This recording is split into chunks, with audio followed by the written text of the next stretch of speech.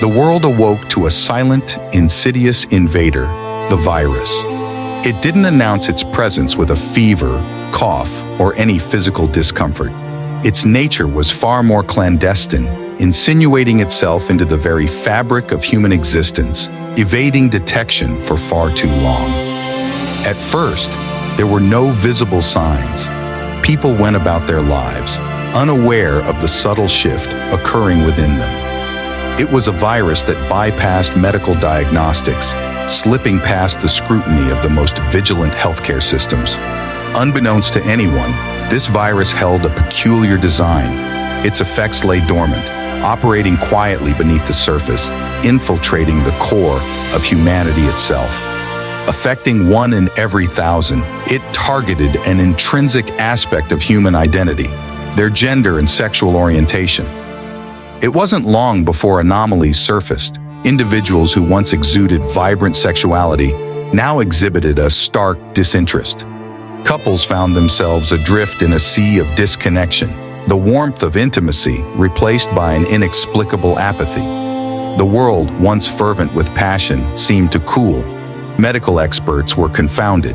There were no symptoms, no diseases to combat, no apparent threat. Yet the impact was profound. It wasn't merely a decline in libido, it was a complete disintegration of sexual identity.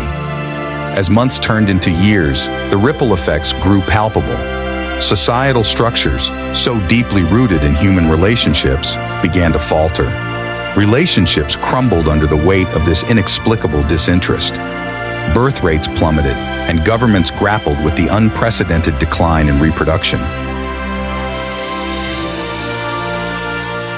The scientific community raced against time to unearth the cause, but the virus remained elusive. Families watched helplessly as loved ones transformed, their identities dissolving like sand in an hourglass. Those affected seemed to regress, not in age, but in emotional and sexual maturity. Once vibrant individuals became shadows of their former selves, devoid of the desires that once defined them. But the cruelest twist of fate emerged after 15 years, the regression. Those touched by the virus regressed to a state akin to a 5-year-old child. Memories, experiences, relationships, all erased, leaving behind a blank slate. A fate far worse than any disease, for it robbed them not just of life, but of the essence of their being. Society, ill-equipped to comprehend, let alone care for these individuals, faced an unprecedented challenge. The afflicted were left in a state of perpetual vulnerability, their needs ignored, their existence a burden too heavy for a world unequipped to bear it. As the years passed, the grim reality of their fate emerged. The virus didn't bestow immortality. It merely delayed the inevitable. At the age of 60, those affected would face a painful demise.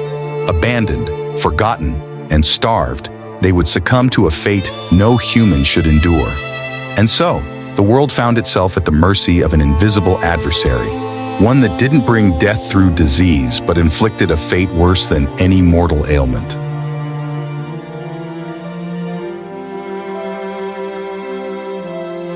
Dr. John Duong had spent years peering into microscopes, poring over genetic sequences, and unraveling the enigmatic nature of Zero Doom.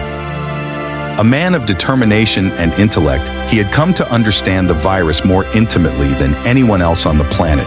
Yet his knowledge brought him no solace, only a harrowing sense of helplessness. In his lab, amid rows of test tubes and the hum of complex machinery, John Duong had witnessed the tragedy unfold before his very eyes. Families, shattered and bewildered, brought their afflicted loved ones to seek answers from him. These once vibrant individuals now resembled innocent children, devoid of the memories and experiences that once defined their lives. The heart-wrenching scenes etched deep furrows on Dr. Duong's brow as he grappled with the implications of his findings.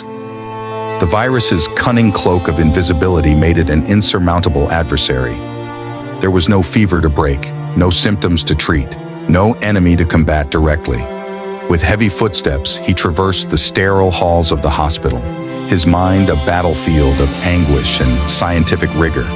He bore witness to the emotional turmoil of families whose elders had regressed into a state of childlike innocence. They wept for the loss of the vibrant personalities they once knew, now trapped within bodies that had forgotten their very existence. The nation's leaders sought answers from Dr. Duong, pinning their hopes on his scientific prowess. The president's invitation to the White House was an acknowledgement of his expertise, an attempt to harness his knowledge for the greater good. But within the hallowed halls of power, facing the most powerful person in the country, Duong delivered a grim verdict. "Mr. President," he began, his voice tinged with a mixture of despair and stark realism, "I have dedicated my life to understanding Zero Doom. It's a virus unlike any we've encountered. Its insidious nature lies in its very subtlety. It evades detection because it causes no harm. It's changing the fundamental genetic makeup of those it infects." The room fell silent, the weight of his words hanging in the air like a dense fog. Dr. Duong continued, his gaze unwavering. "We've named it, studied it, but finding a cure that eradicates it entirely seems beyond our grasp. The virus alters the very core of human genetics, rewriting it silently without a trace. There's no medicine, no vaccine to destroy it without destroying the host." The president's visage contorted with a mixture of frustration and desperation. The reality dawned upon them. The virus was rewriting the narrative of humanity, and there seemed to be no turning back. "I wish I had better news, Mr. President," Dr. Duong said softly, his words heavy with the weight of the truth. "But the nature of Zero Doom defies our conventional methods of detection and treatment. It's altering us irreversibly, leaving a trail of devastation in its wake." And so the world grappled with the irrevocable consequences of a virus that rewrote the very essence of human existence, a virus that changed the course of civilization without firing a single shot or inflicting a single visible wound.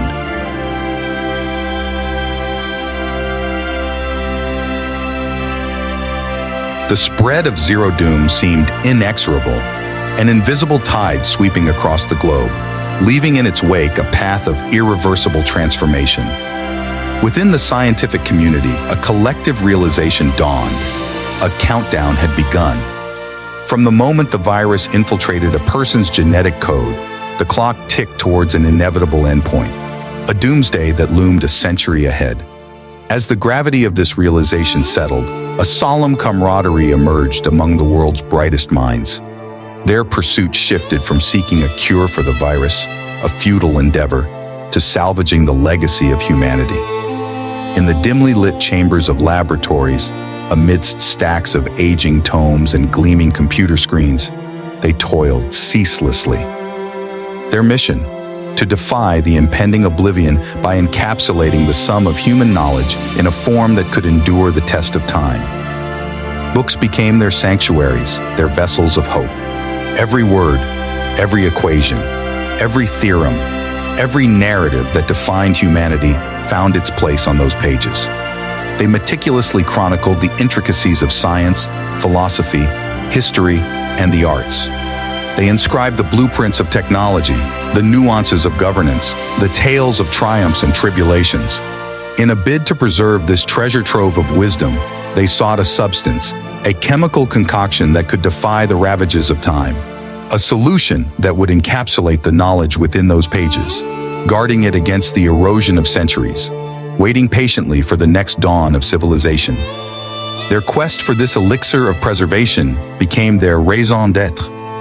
Sacrificing their own lifespans, they poured themselves into this Herculean task, knowing that their names might fade into obscurity, but their legacy would live on within the pages they diligently safeguarded.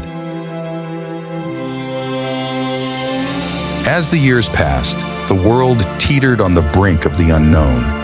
The virus continued its silent conquest, inexorably claiming lives, erasing identities, and reducing civilizations to relics of the past. The countdown to the inevitable doomsday echoed like a relentless drumbeat in the consciousness of those who understood the gravity of the situation. By 2085, The last vestiges of human civilization vanished. The once bustling cities lay silent, reclaimed by nature, while the halls of knowledge, the libraries brimming with bound wisdom, stood as silent sentinels to a bygone era. The hope of these scientists, the custodians of knowledge, was that their efforts would not be in vain. The books they had meticulously preserved, embedded with the chemical shield against time, awaited discovery by the next custodians of Earth, a civilization yet unborn, destined to unearth the remnants of what once was, and perhaps glean the wisdom to forge a path of their own. And so, amidst the quietude of a world now lost, the legacy of humanity lay dormant, awaiting the touch of the future to rekindle the flames of knowledge, resilience, and the essence of what it means to be human.